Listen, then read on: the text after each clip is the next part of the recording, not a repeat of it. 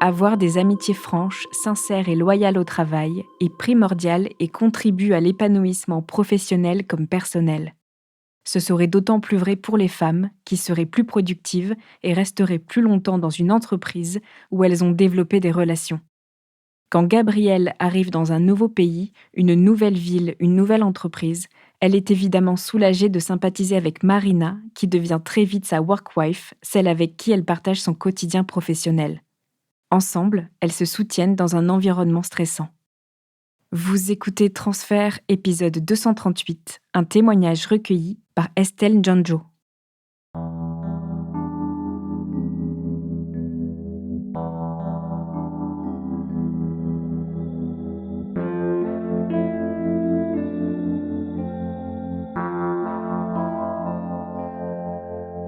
Moi, je viens de Périgueux. Je viens de la campagne, des 2 côtés de mes parents, c'est des agriculteurs, et on fait pas d'études, en fait, dans ma famille. Les gens sont très simples, c'est les valeurs de la terre, un peu rigides, quoi. J'ai eu très vite envie d'évasion. J'ai pas du tout voulu me conformer à ce moule-là. Je voulais, découvrir le monde. En 2009, j'étais en master, je finissais mon master, dans la communication et j'habitais à Lille.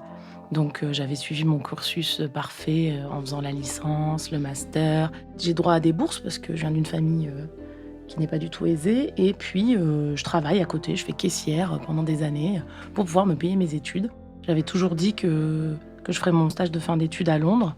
C'était vraiment, un rêve depuis toujours, depuis toute petite, de vivre en Angleterre. C'est la télé, en fait, qui m'éduque quand je suis enfant.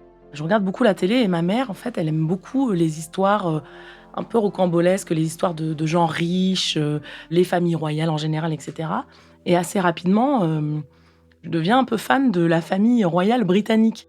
Peut-être je dois voir des émissions, sur l'Angleterre où on voit les Beatles, où on voit, les gens qui ont pas la même couleur de peau que moi, les gens, qui pensent pas la même chose que moi, les gens, avec des cheveux roses, des dreadlocks, je sais pas, il y avait quelque chose comme ça, qui me fascinait et en même temps, il y avait ce côté famille royale où on voit pendant des heures à la télé des cérémonies, plombantes, avec des codes très précis et j'aime bien le mix des 2.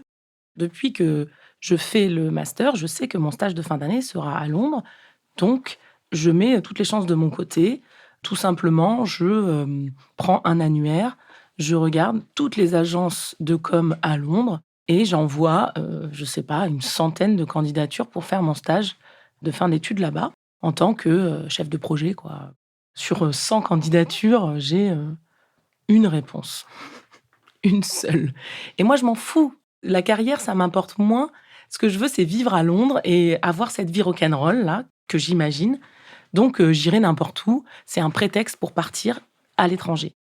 Je cherche sur internet, je vois pas vraiment ce qu'ils font, le site, il est tout petit, donc je ne sais pas et une personne, prend contact avec moi en me disant: «On a bien reçu votre candidature, pour nous, c'est bon», j'ai même pas de contact téléphonique. Alors que moi, je suis un peu en stress, il va falloir parler anglais, tout ça. Personne m'appelle, juste par mail, on me confirme que c'est bon, que je peux envoyer, mes conventions de stage. Je trouve le stage peut-être, 2 mois avant, le début du stage. Je commence à chercher des logements. À Londres, ça fonctionne beaucoup en chambre, personne vit vraiment seul parce que c'est très cher, beaucoup plus qu'à Paris, par exemple.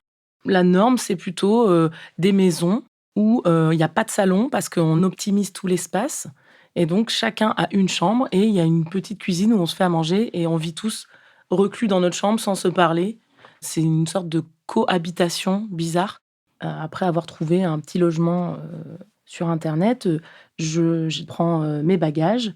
Mon chéri de l'époque m'accompagne, grosse effusion, à la gare, j'ai 2 énormes valises de 20 kilos parce qu'il y a toute ma vie dedans et puis je me retrouve projetée comme ça à 19 ans, à aller vivre à l'étranger toute seule en connaissant personne.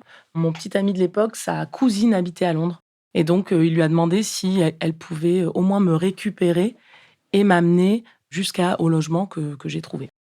J'arrive, au logement, une zone un peu, reculée, à l'est de Londres où, il y a, beaucoup de travailleurs, de l'est, par exemple, il y a rien, c'est des cités dortoirs, je me retrouve là-dedans, dans une chambre, on est 5, On a chacun une chambre, une petite cuisine et puis personne se parle et on est, samedi et je crois que mon stage commence le lundi, quoi.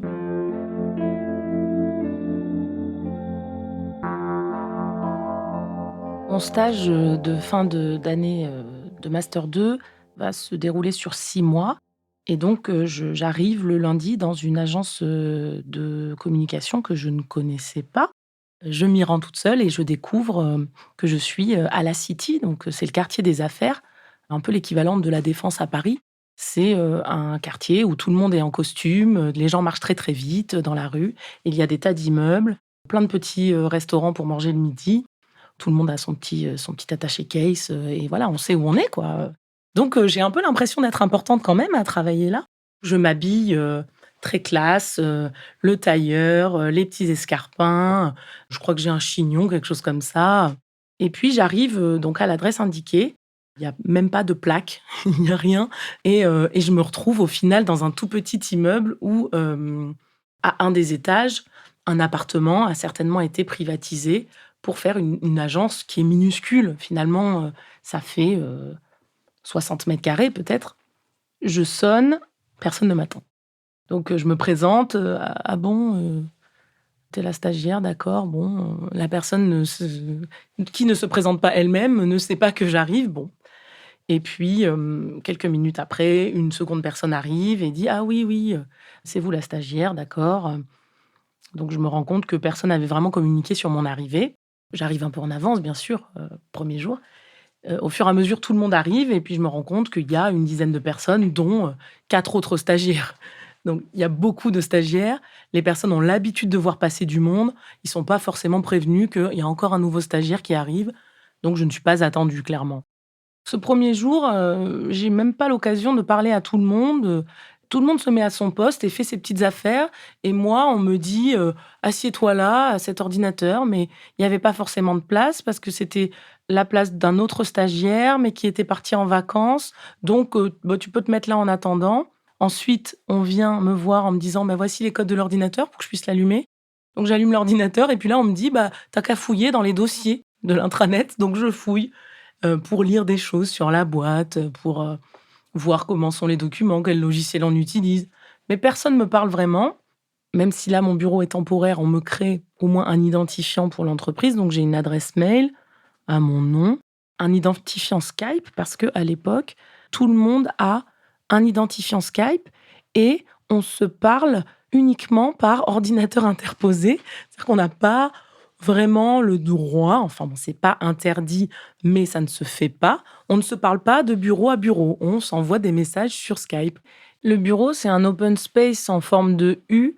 Au bout, d'un U, c'est la petite kitchenette, où on peut, prendre le café et à l'autre bout du U, c'est, le bureau de la directrice qui est dans une sorte de cage en verre où elle surplombe, bah, tous les bureaux. Le reste, donc c'est tout en open space, donc les gens sont assis, ils sont assis face à face. Ça fait 3 îlots. Moi, je suis assise, devant la cuisine. En fait, tous les stagiaires sont là parce que les stagiaires doivent faire le café pour tout le monde. Donc on est à côté de la cuisine. J'ai juste une collègue en face. Dès qu'on a fini un travail, on met un petit mot sur Skype qui dit, «Le dossier est prêt, dans tel truc», ou la directrice, m'envoie assez régulièrement des: «Est-ce que je peux avoir un café?» sur Skype. Et donc là, il faut que le stagiaire, se dépêche à aller lui faire son café, exactement comme elle le désire, c'est-à-dire, 1 sucre et 2 cuillères de lait, je crois. La directrice de l'agence, elle est, d'origine, des pays de l'Est, je crois Lituanie. Elle est tout le temps en costume, 3 pièces en tweed. Elle est assez représentative, en fait, de l'image que j'ai de l'Angleterre conservatrice, pour le coup. Elle est très, très froide, elle a toujours, des mocassins, en fait, comme des mocassins à glands, elle se maquille très peu, elle a une coupe courte, un regard, froid et elle a, ce visage, assez, anguleux des personnes de l'Est. Elle a un nez, très prononcé, elle ne sourit jamais et elle parle avec, un anglais très soutenu, avec un accent de l'Est. Elle utilise des expressions, justement, un peu, monarchiques, des vieilles expressions anglaises que je dois souvent demander, à me faire traduire parce que je les connais pas. Elle dit les phrases avec le minimum de mots, toujours de façon assez glaciale, donc elle me fait peur et elle me fascine en même temps parce que voilà, elle fait un petit peu, en tout cas, elle veut se donner l'image d'une grande dame, de la bourgeoisie, londonienne. Elle est toujours dans son bureau, dans le bocal, à observer ce qu'on fait. C'est-à-dire qu'on voit régulièrement que son visage est un peu au-dessus de son écran et qu'elle regarde ce qu'on fait. Elle a, la vue sur l'ensemble de l'open space, mais également l'îlot avec les 3 ordinateurs le plus proche d'elle, elle l'a vraiment vu sur les écrans. Personne ne va sur, des pages privées pendant les heures de travail. C'est hors de question. Je crois même pas qu'il y a un blocage internet. Personne se connecte à Facebook, c'est tout. On le sait que ça ne se fait pas, on ne le fait pas. Elle va aux toilettes, plus personne ne bouge. Elle va, dans la cuisine, plus personne ne bouge. Et on voit qu'en passant, elle regarde chaque écran exactement, ce que tout le monde fait. Le reste du temps, on peut se parler, mais c'est un petit peu, des paroles volées, pas trop fort comme ça d'un bureau à l'autre, parce que la plupart du temps, elle nous impose de communiquer uniquement par Skype. C'est un bureau qui est très, très calme. On entend les gens taper à l'ordinateur et cliquer avec leur souris, c'est tout.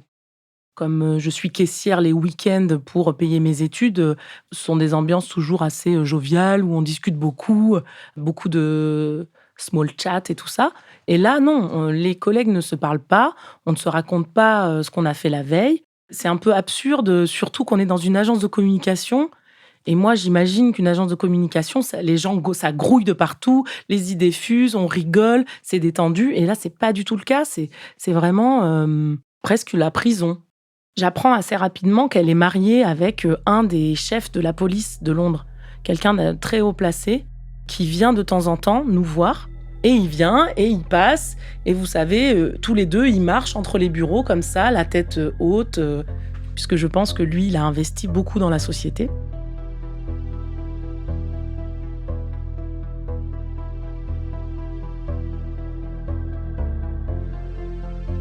On me donne, au bout de quelques semaines, un peu plus de tâches. Je vais devenir l'assistante d'un chef de projet et qui va, me donner des, tâches plutôt administratives. Voilà, les petites choses à faire dans un projet, mais pas le contact client encore, pas des choses, trop importantes, mais faire des devis, par exemple, si on avait, un communiqué de presse à faire, à rédiger et à mettre en page. Ensuite, je vérifiais qu'il y avait pas de faute, pas de coquilles et cetera. Je suis assez zélée, tout ce qu'il me demande de faire, je le fais. Dès qu'il y a quelque chose, que je pourrais potentiellement faire, je l'anticipe. Il me dit que c'est très agréable de travailler avec moi parce que je suis à disposition, parce que je suis assez, réactive et j'apprends comme ça, en le suivant, pas à pas, comment se déroule un projet de A à Z. En 6 mois de stage, je m'épanouis. Je suis de plus en plus à l'aise, notamment par rapport au fait que les stagiaires vont et viennent et moi je suis encore là. Donc j'accueille aussi des stagiaires qui arrivent. C'est moi la plus expérimentée et maintenant que je suis plus à l'aise dans la boîte et qu'on est content de moi, j'ai une appréciation de stage, excellente. Je rentre en France pour avoir mon diplôme et puis, moi mon but après c'est de rester en Angleterre. De toute façon, j'ai encore mon appartement et cetera. La directrice me propose un poste donc de junior. Donc je prends le poste de la personne qui me formait jusque-là. Ils ont besoin, d'un nouveau chef de projet. Je suis ravie, qu'en claquant des doigts, j'ai un poste sans avoir à postuler nulle part, donc j'accepte tout de suite. C'est une agence, assez cosmopolite. Il y a, une personne, qui vient d'Allemagne, une personne qui vient d'Australie, un Irlandais, un Brésilien et il y a aussi une Lituanienne qui est la nièce de, la directrice. Les personnes ont entre, 25 et 35 ans, donc c'est une agence, jeune. Ça fait pas très longtemps que les gens travaillent là, finalement, je me demande depuis quand l'agence existe, l'ancienneté maximale, c'est peut-être 4 ans. Il y a la personne qui est à la comptabilité facturation, la personne qui est, au développement, de la clientèle, donc commercial et puis ensuite, il y a des chefs de projet, donc junior et senior. À cause de l'ambiance, pesante, où il faut jamais parler finalement, on se connaît pas les uns les autres. Moi, ce que je sais, c'est que je fais des petites blagues, par-ci par-là, donc je pose des petites questions aux gens, mais les réponses sont toujours très, très courtes, hein, Quand j'arrive, dans l'entreprise, il y a 2 chefs de projet seniors, Marina qui est allemande et Marcos qui est brésilien. Marcos, c'est une personne, que j'estime perfide, quelqu'un d'assez sournois qui, a toujours un petit regard de travers, mais on ne sait jamais vraiment ce qu'il pense et qui est très mielleux. Il a quand même les dents qui rayent le parquet, il est toujours derrière, la directrice, on sent qu'il veut monter en grade. Je vois de toute façon qu'il me traite pas comme il traite les autres collègues. Je peux être une menace parce que 2 stagiaires, j'ai été embauchée là, puis que, tout le monde m'apprécie, la directrice, elle semble me faire confiance et lui, il est toujours là à vouloir me remettre un peu à ma place. Il me vole des clients. Je me rends compte qu'un mail, qui arrive dans ma boîte mail n'est plus là et en fait, il l'a récupéré et c'est lui qui répond à ma place. Parfois, il répond au téléphone et je comprends que c'est un client à moi et il lui dit: «Oui, oui, envoyez-moi, votre demande, je vais vous faire un devis» et cetera. Il reste au bureau toujours très tard le soir, mais parfois, en fait, la directrice s'en va, il est encore là, 10 secondes après, il part quoi, juste pour montrer qu'il est resté plus tard, alors qu'en fait non. Voilà, c'est vraiment quelqu'un qui m'énerve. J'ai aucune confiance en lui. Quand il y a des erreurs, dans mes projets, bizarrement, la directrice le sait assez rapidement et c'est souvent quand, il sort de son bureau qu'elle me demande de venir. Il y a Diane qui vient d'Australie, qui est un peu caricaturale, d'une, princesse blonde, qui se lisse toujours les cheveux, très, très, très, très, très fort, pour arriver le matin. Elle est en tongs au travail, donc pas du tout approprié et elle a toujours des magazines type, Public, Closer avec elle. Elle a les ongles hyper longs, toujours hyper soignés et elle ne parle que, de shopping. Elle est gentille, mais c'est vrai que, c'est une caricature. La seule personne, avec qui j'ai un peu de complicité, c'est Greg, c'est un Anglais, le seul Anglais de la boîte qui, a, 25 ans, donc moi j'en ai presque 20 et qui est donc le chef de projet junior, qui me prend sous son aile quand j'arrive. Bon, il est assez, charmant physiquement également et donc il y a un petit jeu de séduction, mais on est en couple tous les 2, donc je me projette pas du tout dans quelque chose avec lui. Mais voilà, il y a ce petit, j'aime bien aller au bureau parce que je sais que je vais voir Greg quand même et donc j'ai acheté une nouvelle robe, je vais la mettre pour Greg.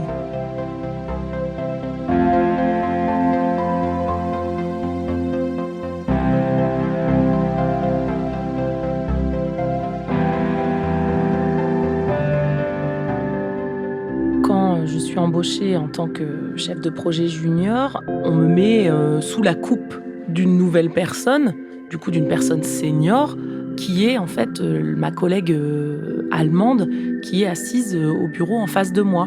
Elle a à peu près 35 ans, elle s'appelle Marina, elle est d'origine coréenne. Elle a grandi en Allemagne, mais ses 2 parents sont coréens et elle vit à Londres depuis, 8 ou 9 ans. Je la suis sur des projets. Elle travaille, pour, le plus gros client de l'entreprise qui est, une société, pétrolière, très connue, qui rapporte, peut-être, 60 des bénéfices, de l'entreprise. Elle me positionne pour mes premiers projets sur des petits projets de la branche. On fait des rendez-vous en extérieur, pour rencontrer les clients et on s'entend bien, c'est assez fluide. On est les 2 les plus éloignés, du bureau bocal, de la directrice. Elle voit peut-être pas les expressions du visage, donc on peut se permettre un peu plus de, discuter à côté de notre écran ou de se faire une petite blague. On finit par, discuter, d'autres choses, de notre vie. Faut savoir que je connais personne à Londres, hein, à part, la cousine, de mon petit ami, mais avec qui j'entretiens pas un lien, très régulier. Dans ma maison, on se parle pas avec les colocataires, donc j'ai personne. Je passe mes week-ends, à, aller visiter des châteaux, parce que j'adore donc tout ce qui est royal, tout ça, ou, voir des expos, voilà. Mais, je suis assez seule. Elle me propose, de m'inviter, chez elle pour déjeuner ou elle va à un événement, elle me dit: «Est-ce que tu veux venir?» Assez rapidement, peut-être, 6 mois qu'on travaille vraiment ensemble, on devient amis, mais vraiment. C'est-à-dire que on se voit tous les week-ends, on se raconte tout. Marina, elle a, 30 ans, je pense et moi, j'ai 20 ans et elle sait plein de choses, elle connaît plein de choses et surtout à Londres, elle connaît énormément de choses parce qu'elle sort beaucoup, elle est très curieuse. Elle sait beaucoup plus de choses que moi, hein. C'est quelqu'un avec un esprit rebelle assez fort qui m'inspire beaucoup parce que moi-même, je suis en train de construire mon identité de jeune adulte et qu'il y a plein de choses qui me révoltent et il y a plein de choses que je trouve pas normales, mais j'ai un esprit féministe, mais je le sais pas encore. Donc il y a plein de choses qui m'énervent, même dans l'entreprise où je me dis: «Mais là, ça c'est parce que je suis une femme qu'on me dit ça ou parce que si j'étais un homme, en fait, les collègues hommes, les clients, ils leur parlent pas comme ça». Il y a des choses comme ça, et donc on parle beaucoup, on refait le monde en fait toutes les 2.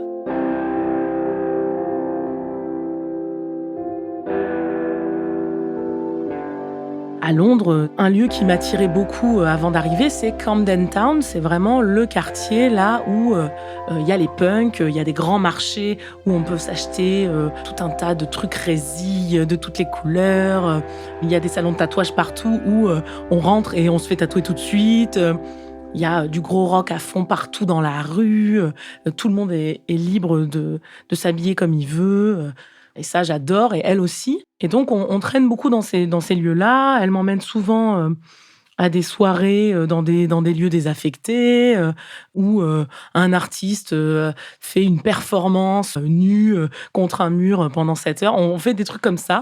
Moi, ça me fait beaucoup rire.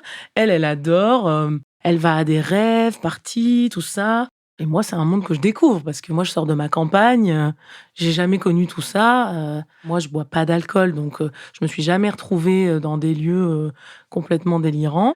Je me suis éloignée de ma famille et de mes amis et au quotidien, j'ai, personne pour me guider finalement dans cette toute nouvelle vie, hein. Tout ce que je fais, c'est nouveau. Donc Marina, c'est un peu la grande sœur, c'est un peu la personne qui me prend sous son aile. Quand j'ai le cafard, et ben, je l'appelle et puis elle me remonte le moral. Quand je me sens seule, elle me dit: «Allez, viens, on va se promener». Quand, j'ai des doutes, sur moi, elle me fait du coaching, «Mais enfin, tu es quelqu'un de génial, tu vas y arriver, mais arrête». Elle m'aide à grandir et moi, je l'admire beaucoup. C'est un peu la femme que je rêve d'être dans 10 ans.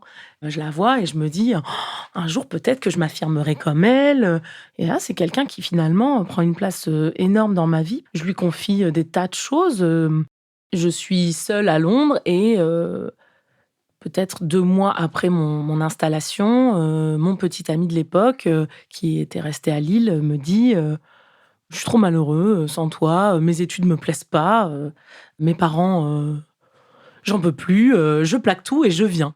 Donc bah, moi, je suis très contente qu'il vienne, même si, ça change mes plans parce que moi, je m'étais projetée dans, cette vie londonienne, auberge espagnole, quoi. J'imaginais que, voilà, j'allais, rencontrer des gens de toutes parts, de toutes les cultures. On a notre petite vie de couple à nous où, ça m'empêche un petit peu de, rencontrer des nouvelles personnes. Lui ne parle pas du tout anglais et au bout d'un moment, ça se dégrade un peu la relation parce que, bah, donc il y a pas de travail, donc c'est moi qui paye, tout parce que avec mon salaire. Et à un moment donné, ben, c'est un sujet de discussion qui revient beaucoup avec Marina. Je me mets à parler de ça, de dire que c'est lourd, que je sais pas comment faire, et là, elle est de très bons conseils. C'est ma seule amie et ça devient une habitude de se parler sur Skype quasiment toute la journée. En fait, on fait notre travail, mais en même temps, il y a toujours des petits messages. Et comme c'est de l'instantané, hein, finalement, c'est une nouvelle façon de communiquer. C'est instantané. Tout ce qui nous passe par la tête, on se le dit. Donc moi, j'ai un problème d'hygiène intime. Eh ben, je le ressens dans mon esprit et je lui écris sur Skype. Oh là là, bah là, ça me gratte ou quelque chose comme ça. Ah bah j'ai les résultats du laboratoire sur mon téléphone. Bah j'ai une infection sexuellement transmissible, quoi. Super. Et donc là, elle me répond, on se répond, et tout ça. Dans le silence absolu du bureau, juste par Skype, on s'écrit toutes ces choses.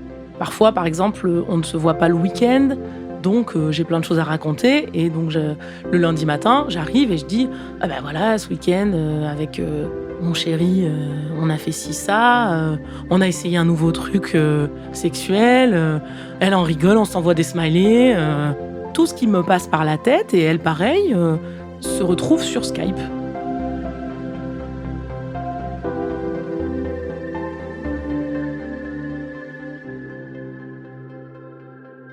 Donc, dans ces conversations Skype, on parle de nous, mais aussi des autres. On parle beaucoup, beaucoup de la directrice, mais on parle aussi des collègues, parce que, en fait, c'est un système, c'est un vrai système absurde, cette agence, et tout le monde fait partie du système.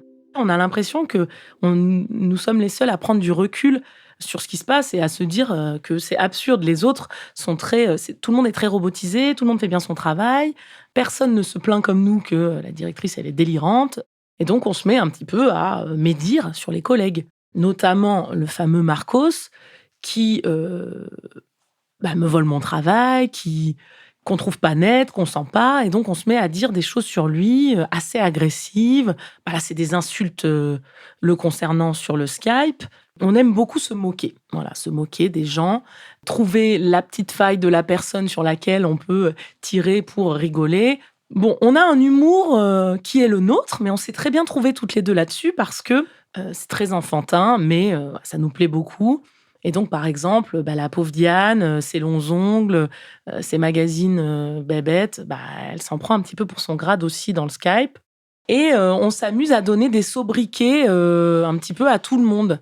Par exemple, Marcos, on l'appelle le chien parce que on trouve qu'il a une tête de chien. Bon, c'est nul, mais parfois King Kong parce que on l'imagine en haut d'un immeuble. Donc Diane, c'est un petit peu la poufiasse, la pauvre, enfin voilà. Bon, Greg, il est parfait, donc et lui, tous mes petits fantasmes sexuels se retrouvent exprimés effectivement dans le Skype. Et puis la lituanienne, c'est vraiment, comme c'est la nièce de la directrice, c'est vraiment la faillotte. Et la directrice elle-même, alors là, on y va fort, on l'appelle la dame en cuir, parce qu'on l'imagine à quatre pattes avec une boule dans la bouche le week-end, se faire maltraiter par un maître SM, parce qu'elle est tellement rigide qu'on se dit qu'elle doit adorer la soumission au niveau sexuel. Donc, son mari aussi, qui ressemble à un hamster, on l'appelle donc le hamster. On imagine qu'il lui met des coups de martinet, une matraque peut-être placée à des endroits, enfin bon, bref. Ça devient notre terrain de jeu, le Skype. On rit énormément en parlant des gens. Nous-mêmes, on est beaucoup dans l'autodérision, donc on se dit des choses pas tendres du tout l'une sur l'autre. Moi, je pense que par rapport à la famille que j'ai eue, c'était un peu les bidochons, ma famille quand même, j'ai très vite dit des choses dures sur elle, mais toujours dans l'humour, quoi. Mon père, un très grand raciste, homophobe. Ma mère, pareil, voilà. Et donc, je les ai beaucoup imités, en fait, quand j'étais jeune. Il a fallu, pour que je me sauve, je pense, de cet environnement qui me convenait pas, parce que j'étais différente, que j'ai beaucoup d'autodérision sur moi et sur mes proches. Donc, j'ai commencé à dire des choses très, très dures.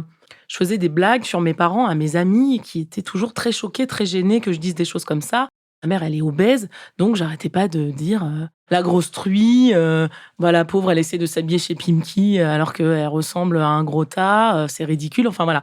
Mon père, il a arrêté l'école en CM2, il sait même pas dire taxi parce qu'il sait pas dire les X, le pauvre type, voilà, plein de trucs. Et donc, j'ai développé cet humour de la moquerie, quoi, de la moquerie, en fait, vraiment. J'aime beaucoup me moquer des gens.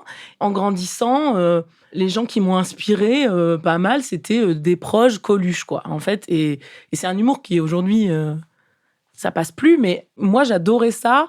En fait, j'aime beaucoup la provocation, j'aime beaucoup dire des choses qui dérangent, alors que je ne suis pas du tout comme ça, je ne le pense pas, mais ça provoque, les gens, ça les interpelle, et j'ai comme ça construit mon personnage aussi, je pense, parce que j'ai pas très confiance en moi et je veux devenir quelqu'un. Je veux qu'on me regarde, je veux qu'on m'écoute, je veux me créer une identité.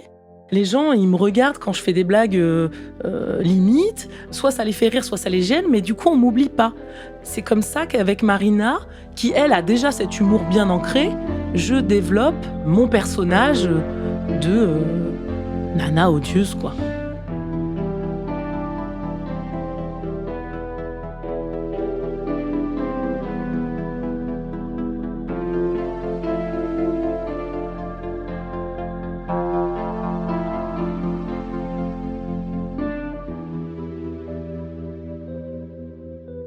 On est en juin 2011. Je suis au bureau, il doit être 17h, et puis je reçois un mail de Marina, de sa boîte professionnelle. L'objet m'interpelle tout de suite, c'est écrit « Bienvenue dans le monde merveilleux de… » avec le nom de l'agence.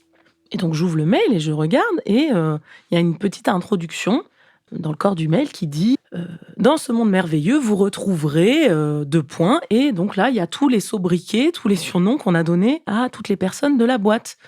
Donc je dis mais pourquoi elle m'envoie ça enfin.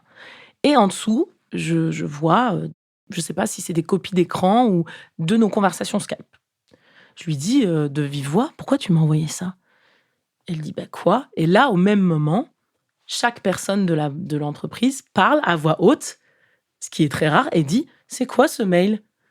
Et donc, on se rend compte rapidement qu'on a tous reçu ce mail-là et qu'elle ne l'a jamais envoyé. Elle dit: «Mais quel mail, quel mail?» Donc là, il y a une panique énorme. Moi, très vite, je comprends. OK, tout le monde a nos conversations Skype sous les yeux, là. Je me liquéfie, le monde s'écroule sur moi. Je suis paralysée. Je suis en état de choc, en fait. Je suis sidérée. Je sais pas ce qui m'arrive. Assez vite, la directrice, nous demande de venir au bureau et elle nous reçoit toutes les 2. Elle nous dit que ça va aller, que c'est du hacking, que, ils vont supprimer tout ça. Elle demande à toutes les personnes de l'entreprise de supprimer le mail. Voilà, c'est du piratage, il y a des gens qui trafiquent comme ça, ils ont écrit n'importe quoi. Évidemment, je vois que les collègues sont en train de lire et n'ont pas du tout supprimé. Moi, je me sens vraiment pas bien. Marina me dit: «Mais oh, t'inquiète, c'est bon» et puis on est, à la fin quasiment de la journée de travail. Donc finalement, tout le monde finit par rentrer chez soi et on part toutes les 2 au pub pour discuter et je lui dis: «Mais qu'est-ce qui se passe? Enfin, ça va pas s'arrêter là, j'en suis sûre». Elle me dit: «Mais non, c'est bon, regarde, elle a dit qu'elle allait supprimer, qu'il y aurait pas d'autres conséquences». Je dis: «Mais tu rigoles, elle va vérifier, quoi. Là, c'est nos conversations qui sont dans les mails». Et le soir même, la directrice de l'agence nous envoie à chacune un SMS pour nous dire dans mon bureau, quoi. Je passe, une des pires nuits de ma vie, dans un état d'angoisse, infinie. Enfin, vraiment, c'est grave ce qui se passe, elle va se rendre compte de tout ce qu'on s'est dit, Enfin, dans les conversations Skype, il y a également des moments où, je dis à Marina que je mens à la directrice, par exemple. Moi, je lui ai dit que j'étais malade. En fait, je passais des entretiens pour aller ailleurs parce que la boîte, j'en ai marre et voilà. Il y a des choses embarrassantes, non seulement sur notre vie privée, mais aussi sur les personnes de l'entreprise, mais également quant à mon travail. Je dors chez Marina, je ne peux pas rester toute seule. Elle dort, comme un loir et moi, je passe la nuit, à réfléchir, à pleurer, à c'est très, très dur ce qui m'arrive. Elle est beaucoup plus détachée, et donc le lendemain matin, on arrive au bureau, je suis convoquée en premier. Les regards sur moi sont très, très pesants et je comprends que tout le monde a lu tout ce qu'il y avait dans le mail et donc tout le monde a lu aussi ce qui lui appartenait. Je peux pas être plus gênée, je pense, que ça. Et j'arrive donc, dans son bureau. Donc cette femme-là, cette matrone, très, très impressionnante, qui arrive, qui dépose devant moi, un tas de feuilles, peut-être qu'il y a, je sais pas, 700 pages, elle dépose ça et elle me dit, «Voilà ce que j'ai passé la nuit à lire». Et ce sont donc toutes les conversations Skype qui sont présentes dans l'email. J'estime à peu près, 3-4 mois de conversation et elle me dit, donc le service informatique, m'a confirmé que rien de tout ça n'est inventé, ce sont vos conversations à Marina et à vous. Et elle explose en larmes. C'est-à-dire que le monstre de peur, en fait, cette personne qui m'impressionnait tant, s'effondre devant moi. Et pour moi, c'était une personne, en glace, impossible, de la briser et c'est ce que je fais, quoi. Donc là, j'explose en larmes aussi. Je ne sais même pas quoi dire. Elle me répond, «Je ne pensais pas que des personnes pouvaient être aussi cruelles dans leurs mots». Je me dis: «Là, je suis la pire personne qui existe au monde, je suis horrible. Ce qu'on a fait, c'est impensable». Là, elle me dit que cet email-là, il a été envoyé à toute la base de données, donc c'est-à-dire tous nos clients, tous nos fournisseurs, tout le monde, peut-être, 1000 personnes et que donc la réputation de l'entreprise, est mise à mal, hein, on peut dire ça.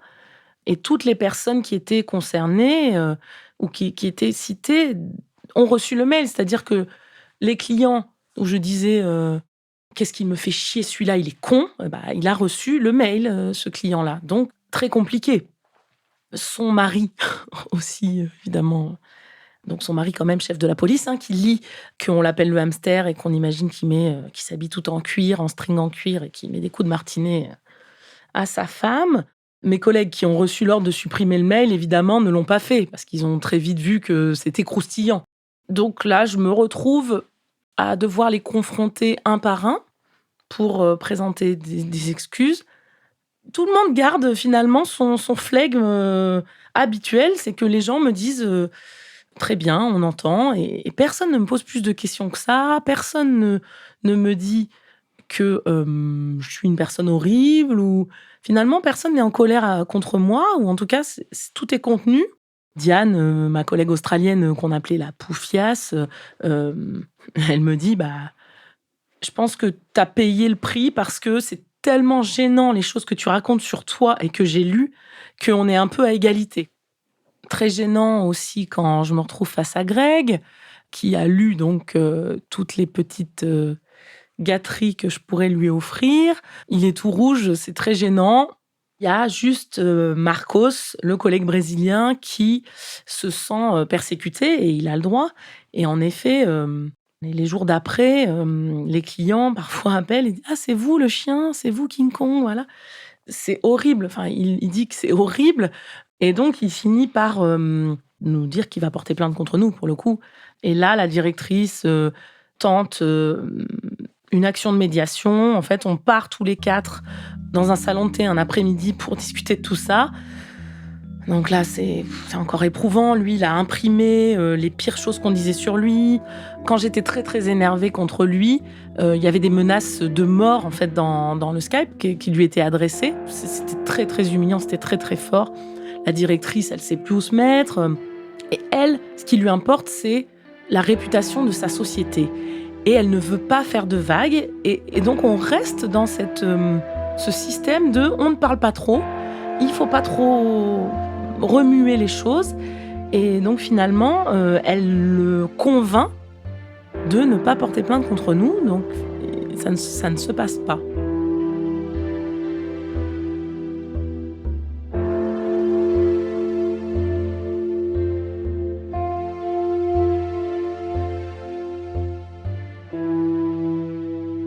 Le lendemain de l'envoi de cet email, après notre entretien individuel à Marina et à moi, on reprend notre vie de bureau. Et la directrice demande de ne pas en parler. Voilà. Et ça repart comme avant. Finalement, rien n'a changé, à part que l'ambiance est extrêmement pesante. On le sent, bien sûr. Peut-être 15 jours après la réception de cet email, Marina est convoquée dans le bureau de la directrice, qui lui demande si elle connaît quelqu'un en Suède, puisque l'adresse IP qui a envoyé l'email depuis son compte professionnel vient de Suède. Elle dit que non, elle connaît personne. Et puis ensuite, on va boire un petit coup toutes les deux, quelques heures après, et elle me dit: «Oh, mais si, je sais, il y a mon ex qui est suédois.» 6 mois auparavant, elle avait rencontré sur internet un Suédois qui était à Londres pour le week-end. Ensuite, ils s'étaient revus quelques fois. Elle était allée là-bas et il était revenu à Londres. Il lui convenait pas, donc elle l'avait éconduit. Depuis, elle n'a pas de nouvelles de cette personne, mais elle se dit: il y a que lui que je connais, donc peut-être que c'est lui. Cet homme est informaticien. Donc là, on comprend rapidement que c'est sûrement lui qui se venge, parce que la fin de la relation ne lui a pas convenu. Il voulait pas du tout que ça s'arrête. Ça s'est pas très bien passé. Et en réfléchissant, elle me dit que au moment de son départ, il rentrait à Stockholm. Elle était dans sa douche et elle se souvient qu'elle avait laissé son ordinateur de travail allumé avec tout dedans. Et donc là, assez vite, elle comprend que c'est lui qui l'a piégée. Elle lui envoie un message à ce moment-là et il répond: «Bien fait pour toi. De toute façon, tu es une mauvaise personne et ça, tout le monde le sait maintenant.» Si ça s'est arrêté là pour nous, enfin pour moi en tout cas, pour elle, ça a été beaucoup plus loin parce qu'il avait aussi hacké son téléphone portable et il a envoyé des messages, de sa part à elle, odieux à sa famille. Elle flirte avec un homme marié, donc lui, il contacte sa femme. Ça ruine, ses relations familiales, ses relations amicales.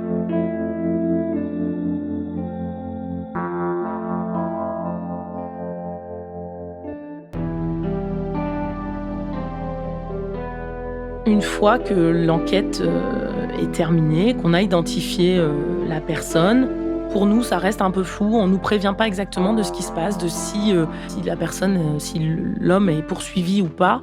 On ne sait pas et la vie du bureau continue comme ça. La directrice décide de nous donner un avertissement qui sera dans notre dossier professionnel, alors qu'elle a, plusieurs raisons, de nous sanctionner gravement, c'est-à-dire atteinte, à l'image de la société, à la sienne. Ne serait-ce que le simple fait qu'on passait nos journées sur Skype à discuter. Alors le travail était toujours bien fait parce qu'on y arrivait bien à mélanger les 2. Mais enfin pour toutes ces raisons-là, elle aurait pu nous licencier et pour faute grave, bien sûr. Je pense que ce n'est pas dit, mais elle comprend que c'est une erreur qui peut arriver à peut-être beaucoup de monde, qu'en fait, on a juste dit, tout haut des choses qui sont d'habitude, cachées et que ça n'a pas de conséquences. Et elle me dit à moi: «Marina, j'ai du mal à lui pardonner, c'est une adulte, elle a 30 ans. Toi, tu es une enfant, tu as 20 ans, tu découvres la vie et puis, on est quand même au tout début de ces outils de communication-là. On s'est piégée toute seule, avec un outil qu'on ne maîtrise pas». Elle ne nous licencie pas et aussi parce que, on est très compétentes quand même. Tout ce qui s'est passé sur Skype n'influence pas, notre travail, quand même quotidien. La directrice, elle a quand même, de l'affection pour moi parce que je suis la première personne qu'elle a prise comme stagiaire et qu'elle a engagée, à qui elle a fait confiance ensuite. Ça déséquilibrerait complètement la société puisqu'on n'est que 4 chefs de projet, d'en licencier 2 pour après devoir les reformer et on est aussi les 2 seuls qui travaillent avec le plus gros client de la société. On n'a plus du tout envie de rester dans l'entreprise, évidemment. On projette chacune de rentrer dans notre pays respectif pour différentes raisons, personnelles et professionnelles aussi. Mais moi, personnellement, je me vois pas lâcher la personne qui m'a tendu la main dans un moment où j'ai fait quelque chose de très grave. Je peux pas partir, Marina, elle est beaucoup plus détachée de tout ça. Elle s'en veut pas trop.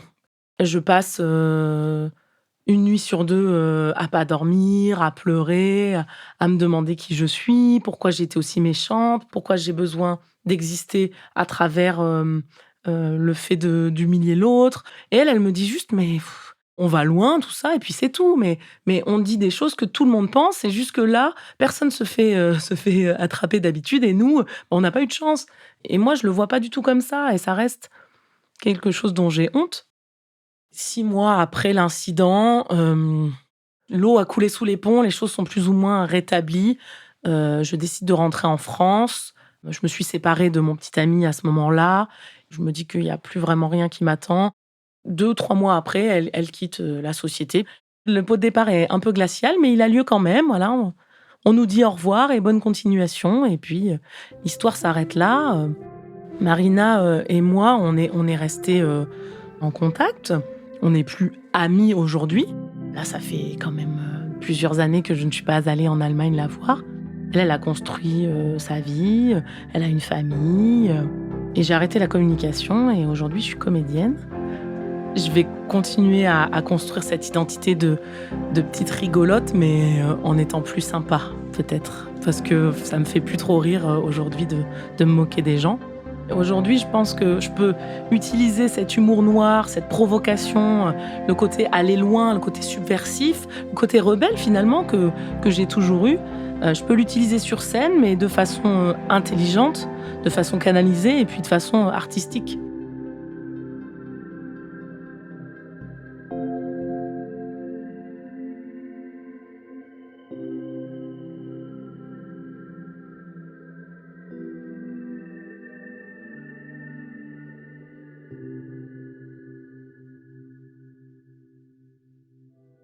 Vous venez d'écouter Transfert, épisode 238, un témoignage recueilli par Estelle Njanjo. Cet épisode a été produit par Slate Podcast. Direction éditoriale, Christophe Caron. Direction de la production, Sarah Koskiewicz. Direction artistique et musicale, Benjamin Septem-Ours. Production éditoriale, Sarah Koskiewicz et Benjamin Septem-Ours. Prise de son, Johanna Lalonde. Dérochage, Estelle Njonjo. Réalisation, Victor Benamou. Musique, Thomas Loupias. L'introduction a été écrite par Sarah Koskiewicz et Benjamin Septem-Ours. Elle est lue par Aurélie Rodriguez. Retrouvez Transfert tous les jeudis sur Slate Audio et sur votre application d'écoute préférée. Découvrez aussi Transfert Club, l'offre premium de Transfert. 2 fois par mois, Transfert Club donne accès à du contenu exclusif, des histoires inédites et les coulisses de vos épisodes préférés. Pour vous abonner, rendez-vous sur slate.fr/transfertclub. Pour proposer une histoire, vous pouvez nous envoyer un mail à l'adresse transfert@slate.fr.